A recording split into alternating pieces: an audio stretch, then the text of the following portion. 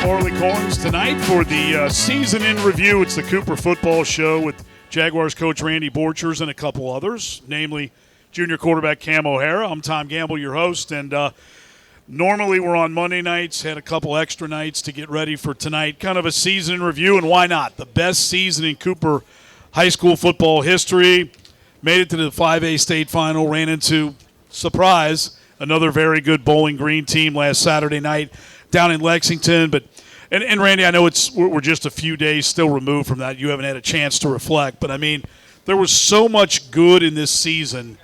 At what point will you at any point in time, because I know now it's time to already think about 2025, but maybe over the holidays or in the coming weeks or month, will you ever kind of reflect on all of the positives, the 14-1 record, the regional title again, district championship, record-setting year offensively, shattering. He scored 522 points a year ago, 664 this year, ranked number 1 in 5A in the state. Will you ever sit back and kind of say, this was I know, trust me, I'm not naive. I know that the last one was the one everyone wanted to get with your football program, but sometimes you run into a really good football team, and you did again with Bowling Green. So there's nothing to be ashamed of when you're 14-1 and finishing second in state. Yeah, it's still pretty fresh. We're not even a weekend, so the sting's still there. Talking to the players, there's still a lot of sting with them. There's still some they really wanted this one, as obviously everyone does. But I think, we talked about last year, we were kind of the underdog making it, so we didn't win it, but in some ways people were happy to be there. And I think this year the expectations coming into the year was it's a down year if we don't win a state championship. So I think in that sense, it still stings, and I've told our kids multiple times when I talk to the kids, throughout the school day, and that is, you got so much to be proud of. And, we've accomplished so much. And the senior class is going out, and really even looking at the junior class, the last 2 years were 26 and 4. Yeah, 26 and 4. And, we've played some really good football teams. So we've made 2 nice runs. So I think it's one of those things. I don't think even me, kids, fans, I think it would be 2, 3, 4 years from now when you really look back on this and realize how memorable of a season this really was. It's kind of interesting to hear you say that. I think most coaches say that. It's not now. We can't do it now because we didn't do what we wanted to do, what we set out to do, we worked all year to do. But in perspective, usually comes a little later. But you're right. 32-9, the seniors go out the last 3 years. Very impressive. Obviously, postseason, lengthy run, state finals. And look, Bowling Green, 9-time state champ, back-to-back. They've been in a state final 3 straight years, won 3 of the last 5. I mean, it's not by mistake on that Saturday in the last 2 games. Bowling Green's won 9. Ryle got off to that quick 14-0 start in 6A. Wound up getting beat by Trinity 42-23. Ryle's still looking for its first title. Trinity's got 29. I mean, when it was really a disappointing year, quite frankly, from a Northern Kentucky and Greater Cincinnati standpoint. I mean, Moeller, I believe, most people thought was a prohibitive D1 favorite. I mean, they lost by a couple touchdowns. Anderson had brutal blizzard-like conditions, lost to a team that was also unbeaten in Avon. Beechwood's the only one that came back with a state title, number 18, and they beat Owensboro Catholic. So it is not – there's only one winner at the end of the day in the state championship games, and it's just – unfortunately. But this Cooper team, I think what you mentioned about the fact that the guys are still agitated and still feeling the effects, that's why this team was so successful. It's that drive of your players. And let's be honest, your senior leadership. I mean, you had, when you look at some of the guys, your seniors, from Austin Alexander to Jaden Combs to Isaac Brown to Isaiah Johnson, you look at their numbers, and other guys, Mike Mulvihill and guys on the line. I mean, this was a football team with a lot of talent and a lot of guys' hard work and dedication that made it possible to be 14-0 going into Saturday night. Absolutely, and I think that's the hardest thing, when you talk about it, is looking at those guys and feeling as a coach you didn't get it done, because you preach all the time. And the greatest thing about this group of kids, and talking even down to our sophomore kids that didn't get a lot of playing time, is they did everything we wanted them to do. They bought into what we preached. They bought into the fact that, we have an opportunity. If you guys buy into what we're preaching, we we got a shot at a state championship. So, sitting up here or looking at those kids at the end of that game, that's most probably one of the hardest things I had to do because we came up short. And I don't think the kids at that time, all they saw was, we lost. And they don't understand how important or how special that year was or how special their career was. We've talked about this, multiple times. There's a lot of programs that never get an opportunity to play in a state championship, and our kids got the opportunity for 2 years in a row. And I think the thing that people, kind of forget is preseason, Bowling Green was the favorite to win this 5A state championship. I think they returned 16 of the 22 starters. They returned a quarterback that was really good, and he showed Saturday night how good he was. That was a 4-year starter. So, it's not like they were rebuilding and it was a new team coming in and playing us. I mean, both teams had a lot of kids returning. To be honest with you, I think we felt pretty confident going into that game because we felt like we were better up front this year than what we were last year, and I really thought we would be able to protect Cam a little bit more. But we couldn't get our running game going, and you got to give them a lot of credit. They had the athletes to kind of man up on us and bring pressure, and we just didn't respond very well to it. Well, when you look, and I know last year they had 6 sacks, this year 7 sacks, and I think it was the line of scrimmage, and I mean, it was 13-12 at halftime. You guys are right in it. Then they score the first 3 TDs of the second half. The fumble at your own 27 didn't help, but I mean, on first down consistently with Deuce Bailey, who was prior to the game the 5A Player of the Year. He was the MVP from the state final. Ran for 74 yards, 3 touchdowns. I mean, when you're ripping off 7, 8, 9 yards consistently on first down, like they say, you want to, have that down in distance. You don't want to get off schedule, and they certainly didn't. But I just felt like their athleticism, their size, their speed on both lines was really the difference maker. And I guess you as a coach, when you look at that, I mean, that was a couple years in a row. It's not like you can suddenly go hocus pocus and there's 6'4", 290-pound dudes. I mean, it's so. But I got to believe from your perspective, when you look at the offseason and look at the future, is that one area where you have to say we've got to get bigger, stronger, faster, if that's conceivable, on the lines? Yeah, and let me kind of start off by saying this. You look at the other 14 games we played in, our line did a pretty good job. No, it did. Correct. So I don't think, the last thing I want, the perception that our line play was bad. I think it's just that they were at a different level. It's obviously a level we want to get to, but, I'm really proud of the way our offensive and defense, we were kind of undersized all year. We were young. I mean, we had two kids that played fullback and tight end last year that we moved to guard this year. So, I couldn't be more proud of what we did up front throughout the year. I mean, you're not going to be a terrible team up front and throw for over 3,000 yards, rush for over 1,600 yards. So, obviously, to get to that elite status that I think Bowling Green is, and I remember listening to an interview not too long ago with Urban Meyer talking about when he went to Ohio State and watching Alabama, and they need to get to that level. And if we want to win a state championship, obviously Bowling Green's kind of set that level in 5A. Sure. So obviously we got some work to do to get to that level that's shown the last 2 years. We're just not quite there yet to play with the elite program.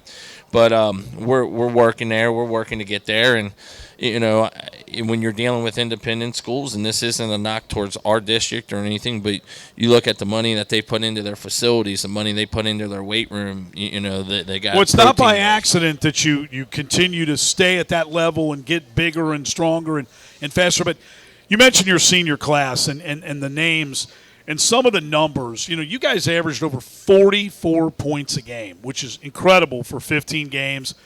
Obviously, you look at Isaiah Johnson and the 24 touchdown receptions this season for his career. Now he's the all-time scoring leader. He's the all-time, reception leader in Cooper history. And he and Cam O'Hara, the connection that they have throughout his career. He's among the top receivers in Northern Kentucky. You look at Jaden Combs, 7 catches. Kind of a guy who maybe didn't always get a lot of fanfare, but what a solid season he had. 7 for 72. Isaiah had 5 catches. Austin Alexander got into it offensively and defensively, and obviously Cam and Riker Campbell, a guy, I know he's not a senior, but boy, talk about a guy down the stretch. 8 interceptions, set the school single-season record. Clearly next year, with any kind of success, will be the all-time interception leader. And when you're breaking numbers, as Isaiah did, and Riker likely will, ahead of Dante Hendricks, that says something. And then Cam O'Hara, only a junior, but, 9,000 passing yards this year, 3,600, 120 TDs. Already with a year to go, the all-time career leader in Northern Kentucky, 32 straight games with a TD pass, 41's a state record. I mean, you got guys all over the board putting up record-setting numbers, and that just, again, speaks volumes to how good this team is, to how good this senior class has really been. Yeah, and kind of going back to the game Friday or Saturday, we didn't play great offensively, and we still had 300 yards of offense. Correct. And there's some year, there's some years if we had 300 yards of offense, that was a great game for us. Well, Cam O'Hara was 9 of 10 in the second half, 18 of 27, Correct. 262, 3 touchdowns. I mean, Riker Campbell had, almost 170 all-purpose yards. You're right. Those are numbers you're usually winning a football game. Correct. And one of the things we preach to our kids all the time, and kind of our philosophy, every game is you got to force teams to put drives together and not give up the big play. We played a big play team, and overall, defensively, we did a pretty good job of not giving up the big play. So you got to tip your hat and say, man, they put drives together. We had them a couple times that we had them in 3rd and long, and they made a play, and a lot of high school teams struggle with that. You don't give up the big play. Teams struggle to put, 60, 70-yard drives together.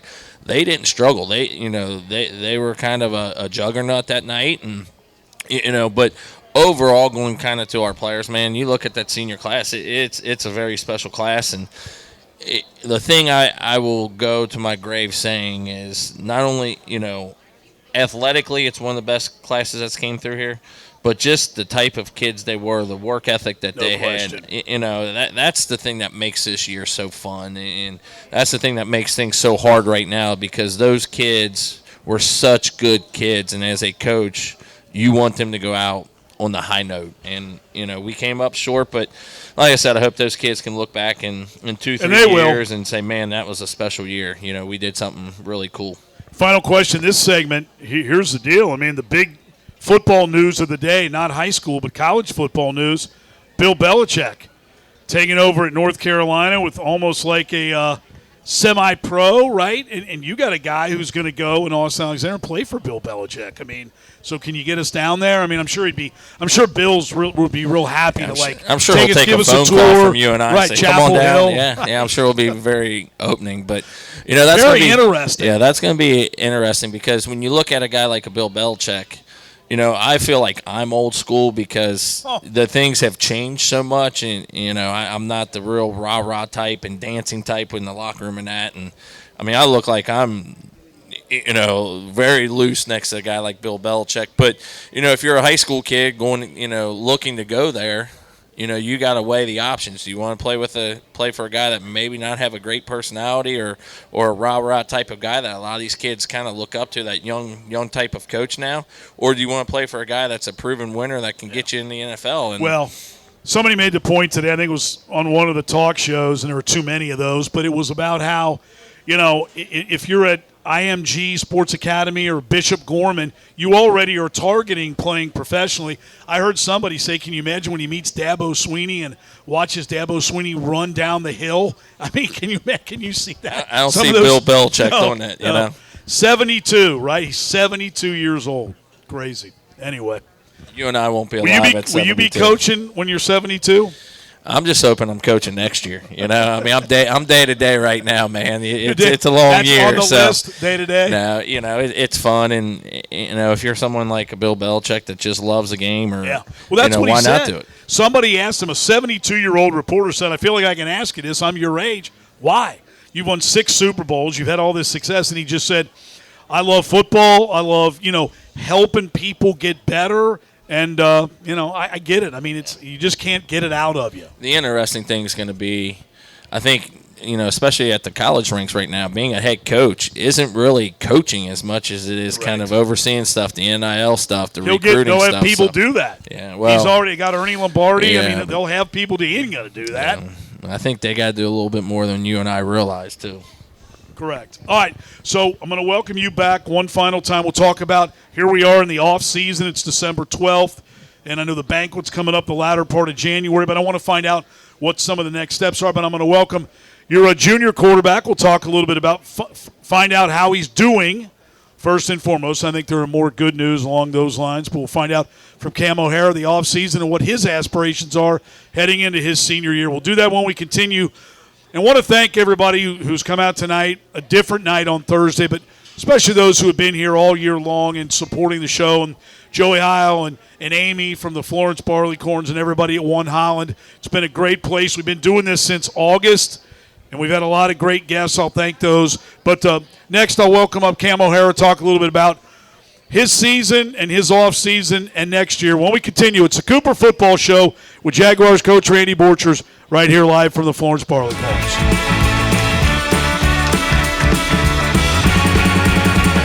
All right, welcome back to the Florence Barleycorns. It's the Cooper Football Show. We're kind of doing a season in review, a wrap-up of the Jaguars' best season in school history, 14-1. Cooper finishes second in Class 5A, falling to Bowling Green last Saturday down at UK, 37-20, and we're glad. I know you couldn't walk up here the way you would hope, but Cam O'Hara, the junior quarterback. So first and foremost, most important is, how are you doing? Let's talk prognosis and what was the diagnosis, and then what is the plan to get back to road to recovery, shall we say? Yeah, so unfortunately I tore my MCL, so we're taking it step by step. Not gonna do anything too quick, and just hopefully a speedy recovery. So now no surgery obviously required. You have to stay off it for 3 weeks. Is that correct? Yeah, exactly. Yep. And then do you go back, and will they tell you then what the next steps are, or will you start to get back and start to rehab then? Yeah, so we'll go back. They'll tell us what we need to do, to get back. So yeah. So now when it happened, first of all, you were probably, you were under duress pretty much, and they had a hell of a front. Let's be honest. They're athletic and fast. When it occurred, from your standpoint, you as a person, do you think best scenario, or did you find yourself thinking worst scenario? Well, I've never been hurt ever in my life. I've never hurt. I've never. Not felt, at all. Yeah, never. So when I felt the pop in my knee, I was like, the only thing I thought was my ACL. So I just thought the 9 months, the 12 months, it could be. I obviously thought the worst it could be, but then when I heard MCL, it was good for us because it's 12 weeks that we can get that done fast. So here's an honest question. Give me an honest answer. Are you tired? Yeah. Are you just?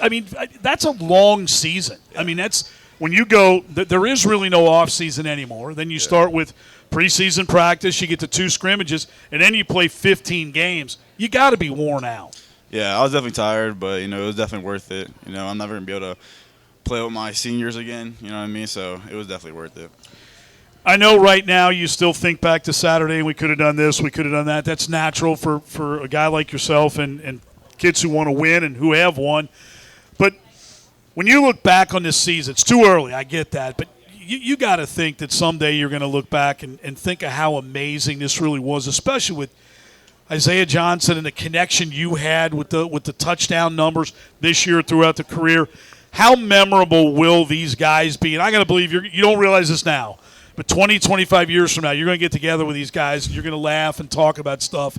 Is that something you can even now kind of see down the road, that being something that will happen? Oh, yeah. I'll always remember throwing people like Isaiah, Austin, Jaden, Kai. So, yeah, it'll be different just throwing the ball because I've done that for the past 3 years, you know what I mean?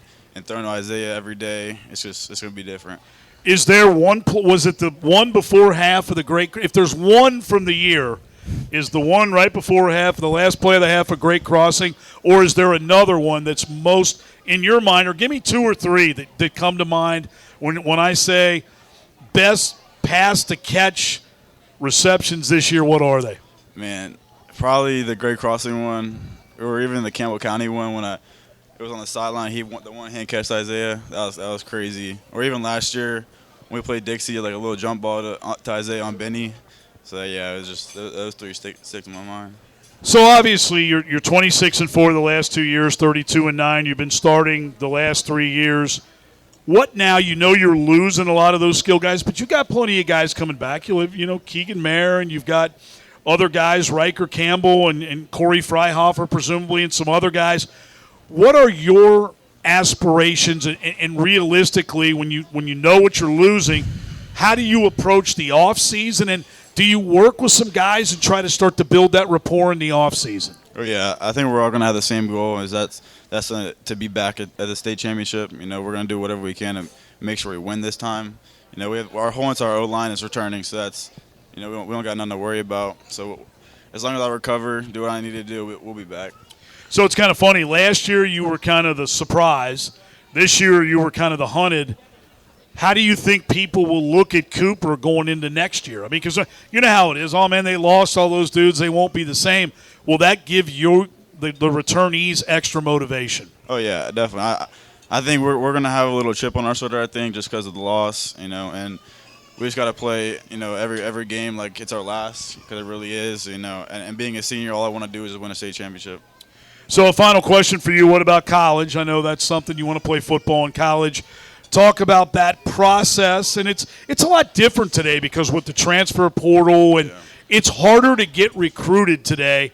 I mean, you're 52 touchdowns and 3 interceptions should certainly get you recruited, right? Yeah. 120 TD passes in your career, but how different is it, and how do you approach the offseason and the recruiting game? Yeah, I'm just going to let it come to me, just try to get back with, especially with the injury, just take it step by step. I'm not really worried about the recruiting and all that. I know it'll come, so it'll be there. But I'm just worried about getting back with the guys and going to state again. So yeah. All right. Well, certainly I have a great holiday. Take some time off. Get some rest. Right. Yeah. All right, man. Thank you, Cam. I appreciate it. Cam O'Hara, the outstanding quarterback, junior. He'll be back, and we gotta give him time here. So hang on. We'll be back. A final segment with Randy Borchers when we continue the Cooper Football Show, our postseason wrap-up edition, right here from the Florence Barleycorn.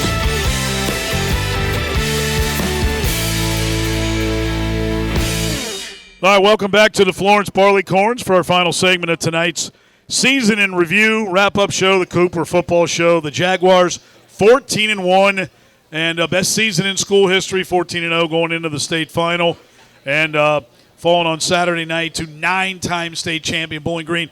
I'd be remiss if I didn't take a minute right now and thank audio guru Billy Prickett, who's also the quarterback's coach, did an outstanding job, and Matt Razor, the video genius, who puts this together, and when you see it at Cooper Jaguars football, when it's posted on YouTube, he has to edit us down and slice and dice. And if he makes us look good, he must do a good job. Well, I don't know if we look good, but Well, we're not Beckett, and I personally want to thank Shane Beckett, who has put endless hours of time in on the notes and given me great. Obviously, I'm very knowledgeable, but I couldn't do it seriously. He has more information than any human being would ever want to know, hope to know, whatever. He reminds me of Skinny in terms of just the nonsense that he puts on these pages, but it's very informative. Question, you get that call at 7 in the morning saying, hey, I just realized I looked back through the stats or I looked back through the records and this. I'm like, Shane, I'm in bed. I could care less about that right what now. I like is when he gives me one, he'll have maybe one word that's inaccurate. And there's 8 billion words in what he sends me, and he'll be like, hey, I made one mistake. I'm like, dude, we'll he figure that. It's reprints okay. everything and sends he it does. back out. Yeah. He just sends it to me again. But no, I really appreciate Shane. He does a great job, has a lot of passion, and the people who have come here every week too. We've been doing what we did. This is show number 19. We started in early August, and you had to get the football season over to get some of your basketball guys.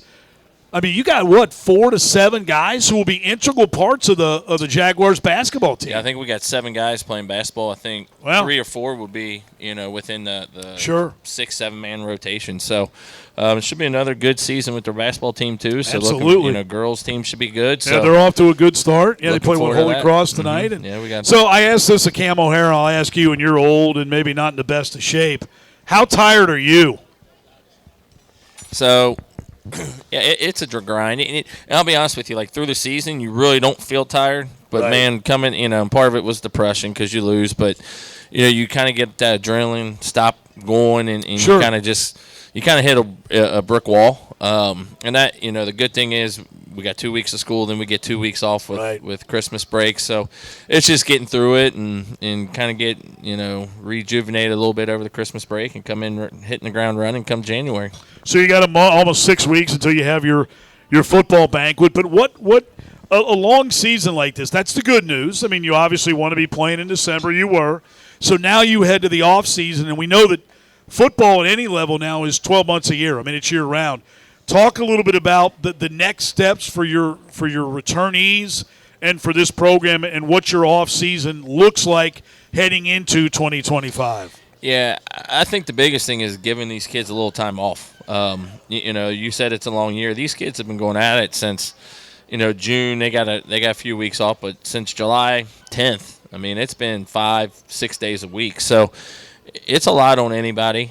These kids got to get healed. They got to get rejuvenated a little bit. You have some programs that they end on a Friday, and a week later they're back in the weight room. We're going to try to get through our banquet, let our kids get away from it, decompress a little bit, and then when we start back up, we're going to get after it. The cool thing is talking to a lot of these underclassmen, they truly believe we can get back there next year, and you can kind of just tell talking to them, and it's just not a bunch of BS. They're committed to it, and they really think we got an opportunity next year, and they're going to come in ready to go and work. And, even though we won't start until mid-January with our weights, I know a lot of these kids are already going to be on their own lifting and going to gyms. So like us. Yeah. Well, hopefully they go to a better gym than you and I, because it ain't working for us. So a final question, going into 2023, you were, I don't want to say an unknown. You expected to have a good year, but certainly I think surprised everyone by making it to the state final. This year, flip side, you were the one that everybody was expecting to get there. You did. What do you envision being kind of your calling card and your mantra when you talk to the team heading into 2025? Because you're coming off 2 years that ended in the state final, but you're coming off 2 probably different approaches to those years. What will be your thought process heading into 2025? Yeah, I think the big thing is, I think, when you really look at it, as a head coach every year, your goal is to make it to the state championship. Sure. And I think, with our guys, we got a ton of guys returning. But it's going to be definitely a different team. The last 2 years, we had a lot of guys returning, and we had a lot of, our offense, we had almost all those guys back besides our own O-line.